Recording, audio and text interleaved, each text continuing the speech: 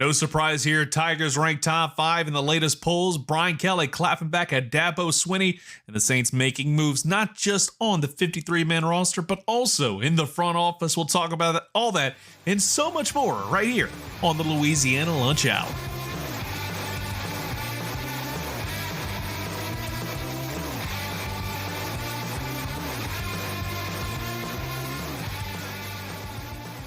All right, welcome back to the Louisiana Lunch Hour podcast, your source for news about your favorite sports teams from across the state of Louisiana, not just LSU and the Saints and the Pelicans. No, we're going to hit every single corner that we possibly can when it comes to your favorite teams across the state of Louisiana.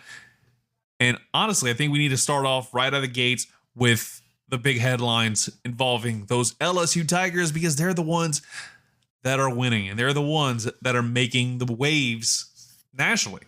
Starting things off, Tigers, no surprise here, especially if you watch a ton of college football over the long 3-day weekend. But on Tuesday, the Tigers were ranked in the top 5, number 3 in the AP top 25, and 4th in the coaches poll. But what's interesting when you look at this is that there was a significant gap of about 100 points in the coaches poll between 4th and 5th place, and ditto for 3rd and 4th in the AP. And I think it speaks to the quality of the win that the Tigers had, especially when they compared to any of the other big games that were played over the weekend, like the Texas and Ohio State game, even the Alabama-Florida State game. It was so one-sided. Alabama got knocked off into the unranked category. Now, whether or not they get back up to the top, it remains to be seen. But shout out to Tulane as well, getting some good votes, not in the top 25 yet, but those ARVs, they could start piling up pretty quickly, especially as we progress into the kind of latter part of the season, especially if they keep the momentum going. And of course, when you talk about the Green Wave, they've got a chance to kind of improve on some stuff over in Mobile, taking on South Alabama, than they take on Duke. I'd say they probably have a better chance of beating UNC based off of what we saw on Monday night. That was a big old yikes. But again, going back to that, you saw a lot of these teams like Ohio State, they got up to number 1 because they handled business when the lights were the absolute brightest. They're moving up to the top, and they're already setting themselves up for a clear line of demarcation of who the top tier team is and where that second tier is kind of laying. You know, it's still pretty close when you look at the top 3, top 4. But once you get to the top 5, you start to see that kind of gap widen between 4 and 5 and onward. And you saw a lot of guys. I mean, Georgia was one of those that stood out to me, but they played a body bag game. They played Marshall. And I think we're going to start seeing that kind of mentality change, especially with the SEC implementing the new rule saying you have to play one non-conference game against a fellow Power 4 opponent, and you have 9 conference games in the SEC. That leaves 2 more games where you could possibly put in a body bag game if you need that tune-up. But I wouldn't be surprised if some of these programs try and take on the creme de la creme of the P4, like a Tulane or even a Southern Miss, who looks to be kind of on track to do some good things with everybody they got to come over from the University of Marshall after the head coach got hired to take over that program, and some other kind of high caliber teams across the Sun Belt Conference, the American, even to a certain extent, Conference USA with Rice. Because again, going back to that Rice game on Saturday, they look like they could be a team that could be a potential disruptor before too long. But LSU, they weren't perfect by any means on Saturday, but it probably taught us a lot more about that team individually than any other game besides maybe the UNC TCU game on Monday, where it became crystal clear that Tar Heels are going to be god-awful for a long, long time. But staying in the LSU realm, I did not expect a weekly press conference on a Tuesday to create so much cannon fodder and stuff like that we could be running back for months for one of 2 reasons. The first one is obvious. It's Brian Kelly kind of throwing shade right back at Dabo Swinney. The big headline is about that. So many people took this and ran with it, and I think justifiably so. With Dabo Swinney saying in a press conference that the LSU game was a lot like getting a final exam on the first day, which I can understand that point of view. Saying that LSU got a 62 and Clemson got a 55. Saying that both teams did not play all that well. And on paper, I would agree with that statement. That said, it was more about what Brian Kelly responded with, firing back in his press conference yesterday around noon, saying that, Dabo Swinney didn't watch the second half when they outplayed them. It was probably the funniest damn thing I've heard Brian Kelly say his entire time at LSU. And I think people weren't necessarily huge fans of him because you come in taking over for the program after the whole Ed Ogeron experience ran its course very quickly. It's still crazy to think 2 years after winning a national championship, he got fired. But again, some of that stuff was extremely, extremely justified. That said, when you look at LSU, you have to win and win consistently to curry a lot of favor with these people. But I think this statement may have won him a lot more fans in his favor to kind of keep him around if things don't necessarily go the college football playoff route. We said it last week on the pod talking about the hot seat. I don't think it's college football playoff or bust, but now you've raised the expectations, finally getting the monkey off your back and winning the season opening game for the first time in 5 years against a top 10 opponent at that.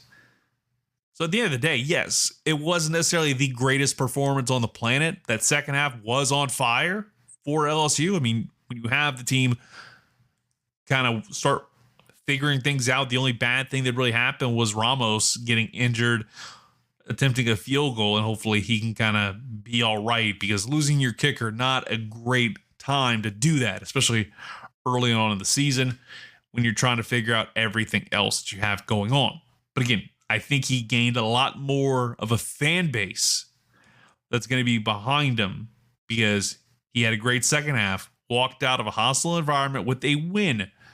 And many were convinced heading into that they were going to lose that game. And he's coming out talking to the media with this kind of grapefruits and chutzpah.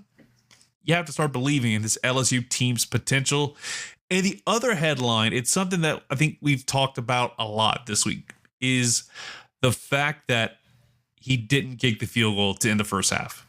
He owned up to it. He said he made a mistake and should have taken the points, citing there wasn't enough time to go for it. Well, duh, I could have told you that. I have never coached a game of college football that is real in my life, but I could have told you had like 15 seconds left. You just call a timeout, take the points, kick the ball, and see how things go to start the second half. You don't get the ball back to start the second half, which stinks, but at the same time, you've just got to take the points. It will continue to be something to keep an eye on, because now it's one of those, you can talk the talk afterwards. Again, hindsight's always 20/20.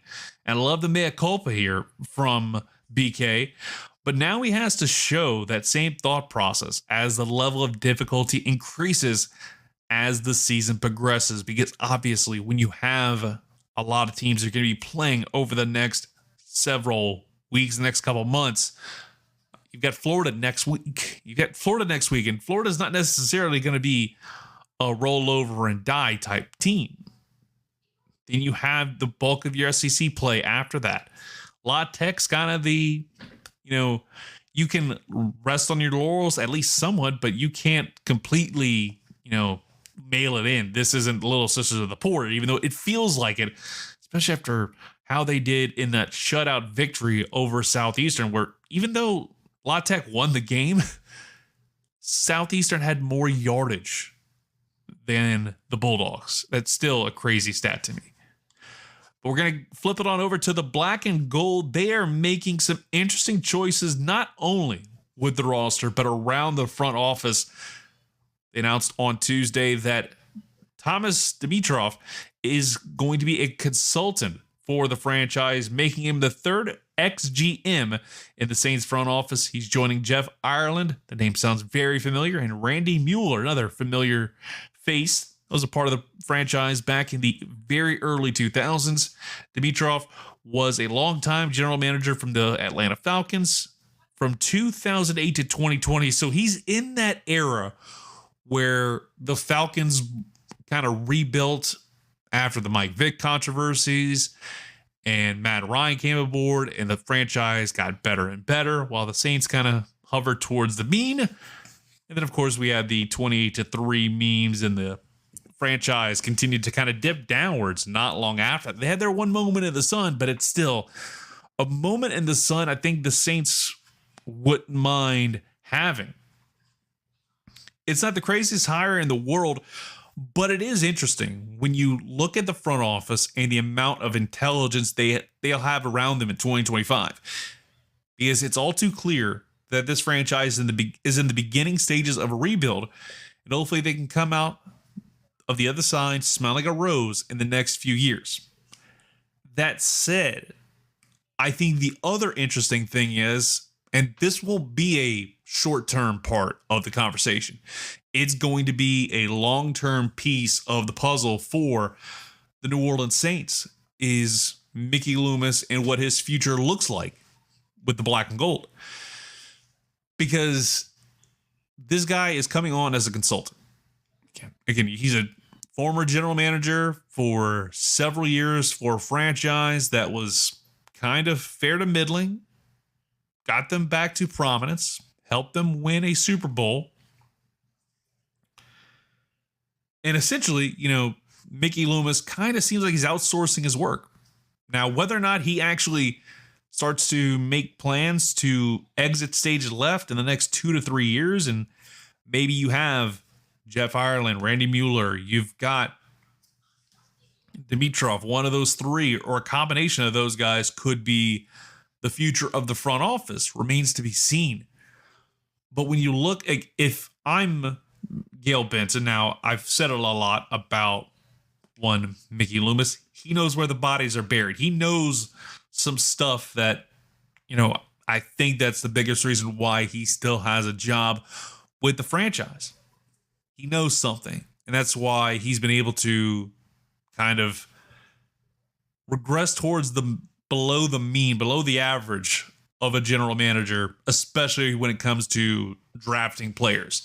The Loomisnomics stuff is great because it's helped keep this team afloat, but it's been getting tiresome to keep talking about kicking the can down the road for the last decade, since the infamous Drew Brees contract extension that puts you in salary cap hell, all the rearranging, all the shifting of contracts.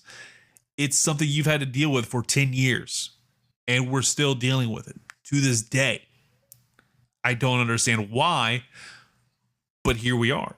And that's on top of a really bad run of drafts. Look at the 2024 draft and tell me the fruit has not been bore entirely from this last draft class, but just going back to, I'd say, the first draft class that we can go back on in 2021 that we can say outright was horrendous.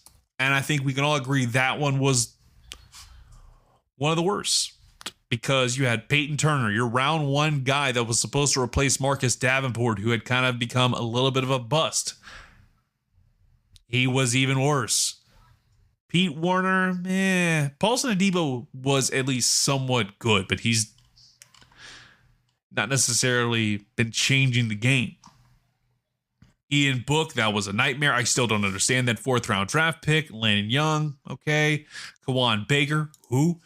It was very much a mediocre draft at the worst possible time, and it's only gotten worse because after Drew Brees retired, Sean Payton decided to retire for a cup of coffee, then get traded to Denver Broncos and somehow find a career resurgence with Bo Nix. You have to think that, Mickey Loomis's running things, and he's running it more or less into the ground. And hopefully, Kellen Moore, if he's able to stick around for like 4 to 5 years, if not longer, because I think this front office has to trust the process, because this is not going to be an overnight thing. It never is. A rebuild is never overnight unless you manage to pull generational talent after generational talent in drafts. You aren't going to see this thing change overnight. It's very rare to get a guy like a Joe Burrow who can take you to the promised land in his second year. And really, realistically, his first year, because he only played for half the season with the Cincinnati Bengals before going down with injury. And then obviously hasn't necessarily been able to get to those heights yet, but it's more because it's a crap offensive line. But I digress. I'll be interested to see how this goes over the next couple of years. This is going to be a bumpy one, especially in 2025, because you just don't know if you can rely long-term on Spencer Rattler. I'm hoping you can. And then I talked about this briefly yesterday on the pod, and I was really surprised by the release of JT Gray, and the Saints seemingly doubled down on weird decisions, decided to choose Jake Haener to fill that spot on the active 53-man roster. Kellen Moore in the front office must really see something in him that I don't. I genuinely don't understand why they like Blue Steel so much.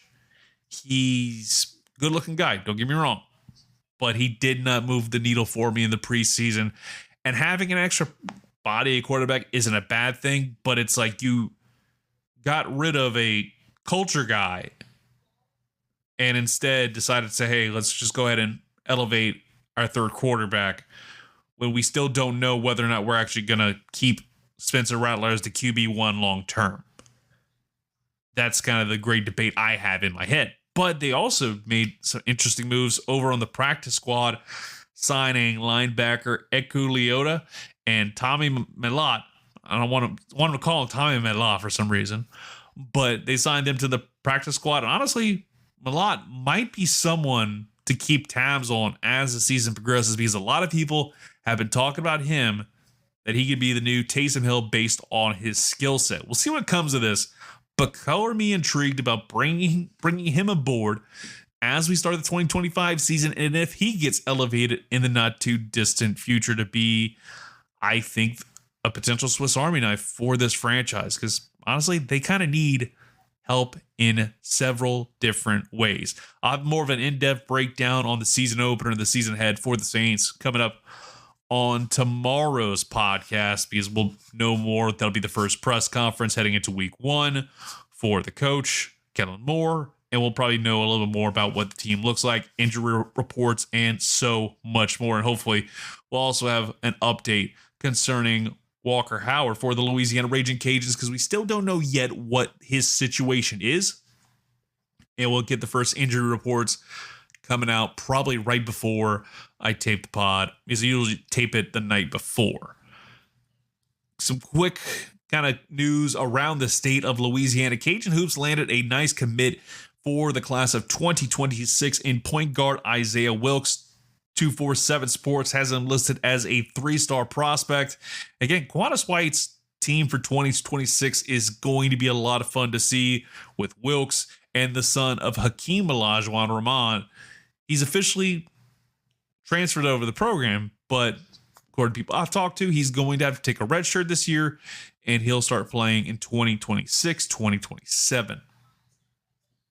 And another little bit of news, and we'll wrap things up here, is Southern head coach Terrence Graves spoke with the media today and announced that Cameron McCoy will be the QB1, with Jalen Woods still too hurt to play after he suffered a head and neck injury last Saturday that wound up forcing him to be evaluated, and then McCoy coming back in as the QB after being the QB1 of the season opener and helped lead that team to a really nice win.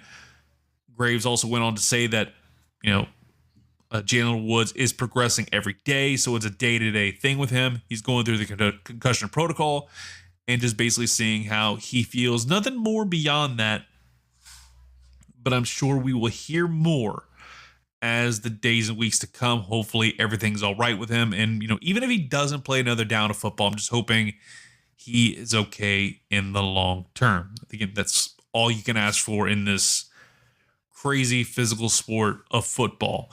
But that'll about do it for today's edition of the podcast. Talk to you on a big old Thursday. We'll hopefully have a lot more information to give you about your New Orleans Saints. A mere matter of days away from the start of the 2026 NFL football season, as well as what's going on with those LSU Tigers and a whole heck of a lot more, because it is the Louisiana Lunch Hour podcast. Go ahead and check us out on social media. Just search Louisiana Lunch Hour, Facebook, Instagram, Twitter, or X if you want to call it that. Just search LA Lunch Hour on there. TikTok, YouTube. Go ahead and subscribe there. We're putting up content on the daily on the YouTube channel, so make sure you keep tabs on us over there. And if you haven't already, we would appreciate it if you gave us a follow on Spotify or subscribe to us on iTunes, Amazon Music. We're on there as well. We're trying to get on every single platform possible. So if you haven't gotten in on the action, I'd say get in, because now is the time to get in on the fun of the Louisiana Lunch Hour podcast. Appreciate you listening in. We'll talk to you mañana.